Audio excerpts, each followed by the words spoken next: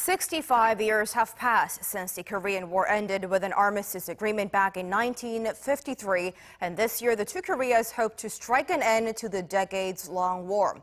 While South Korea is firm to declare an end to it within this year, North Korea and the U.S. seem to have differing views on whether nuclear disarmament has to come first.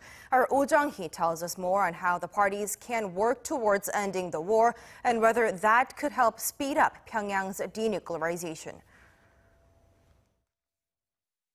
The Korean War ended with an armistice agreement in 1953, and since then, Korea remains the only divided nation in the world. The people of the two Koreas live facing each other over a heavily militarized border.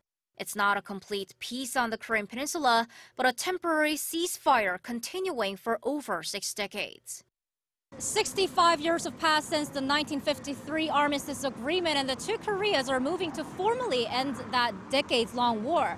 There was a previous attempt after the 2007 Inter-Korean summit, but the latest attempt is stronger and is gaining much momentum as it was reaffirmed through the first-ever North Korea-U.S. summit, and the two Koreas have set a specific deadline of within this year.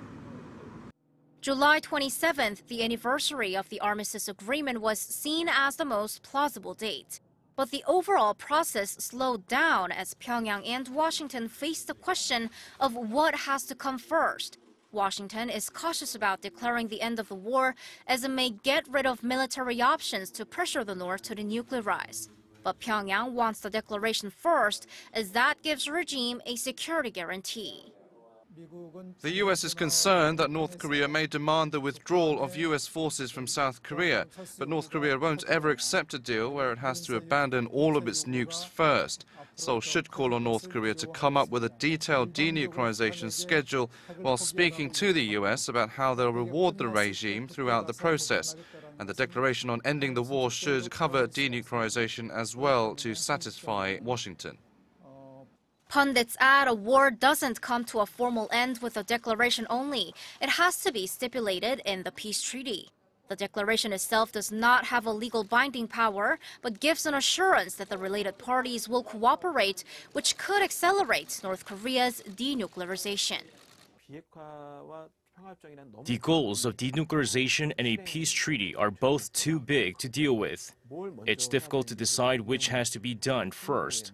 The reason why the Panmunjom Declaration stipulated declaring an end to the Korean War within this year was to give North Korea an assurance as soon as possible that South Korea and the U.S. are taking confidence-building measures on their part.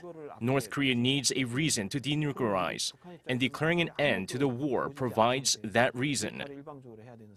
Watchers point out that the two Koreas could first end an unusual decades-long armistice and then settle on technical issues through a peace treaty afterwards.